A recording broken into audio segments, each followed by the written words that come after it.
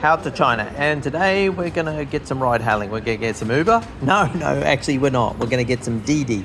So DiDi is your ride hailing app in China to use. And the first thing to know, and even though you see I've got the DiDi app installed in this second phone of mine, interesting point to note is that there actually is a different DiDi app for China. So there's one for the rest of the world, and there's one for China exclusively, mainland China. So let's check out what's going on. So I've actually jumped into Play Store and done a search for DiDi, and here we go. So this says DDY Global contains ads. No, that's not the one. All right, so we're going to scroll down a little bit further, and here we go.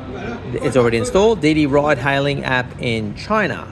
So let's tap on that one, and we see that that's the one we actually want. So there's important thing to note is that you actually want a different app for China. Okay, that's done. So I've got that installed. Let's get on with it. Back in the day, of course, everything was really difficult because we'd have to go over a taxi guy and we'd have to have it all written out in Chinese because he just wouldn't understand. And what we're going to do here, though, as you can see, we're actually staying look, it's all in English. So there's a Chinese phone handy, but I was not going to show you in Chinese because that was just going to confuse the facts. Now, let's just check on a few things before we get into booking the apps. Let's just quickly show you that we've actually set it up with the basic stuff that you expect from a Uber app or DiDi app elsewhere in the world. And we've actually got our phone number log is the managed way when we've actually got our payment methods in here. And we've got a whole range of different ways to actually set up. So I could have actually integrated with my WeChat Pay, my Alipay payment. But of course, what's really easy for us to do in this occasion is it does actually accept international credit cards, and so I'm not going to go into detail. I actually use the Wise credit card, by the way, and I've made a video about that separately, which you can check out. But anyway, let's get on and actually hail it. So it's actually found us. It's at the Haisha Northwest Hotel Gate, which is this lovely place we're staying in downtown Guangzhou. And we're going to go out and stay at a hotel by the airport, okay? I'm still going to go ahead and search for Lavand Hotel, and you see all those results are in English. Now, if you are handy in Pinyin or Chinese characters at all, the Chinese character set, you can actually have a go yourself. But just for instance, the Lavand Hotel is a medium-level chain here in China, but the actual Guangzhou airport I know is in Baiyun, so I know that this is actually the one I want here. So I've gone ahead and tapped that. And just like any other ride-hailing app, we have got a number of options come up for us here. So we're not worried about wanting the premium product at twice the price or actually ordering a taxi as you can do on this app.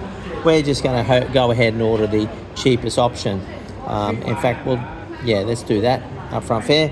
And just like Uber, just like any other ride-hailing app, we're just going to head and confirm that request. Okay, so just like any other ride-hailing app, and we've waited our time about 5 minutes. There's lots of these guys on the road, and as you can see, he's just approaching, and he's going to come into the hotel reception here. And here comes our ride. So this is actually an EV. You can see this from the green number plate, and we saw from the app that he was progressing towards us. A couple of wonderful things to note about what happens when you actually ride with DiDi is, number one, of course, he knows the destination, so he knows where he's going to take you.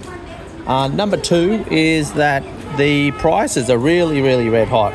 So we're going to be about, up to an hour, I guess, now on this ride.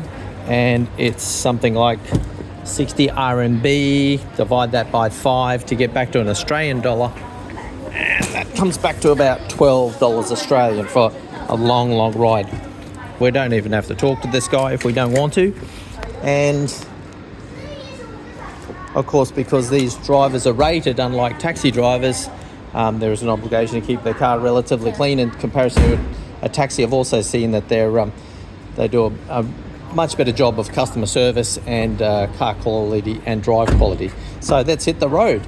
Now, of course, if you like this video and you'd like to see more like it, inspire me to do more, or just have a comment or feedback, then you're welcome to please comment on this YouTube video and we'll bring you some more.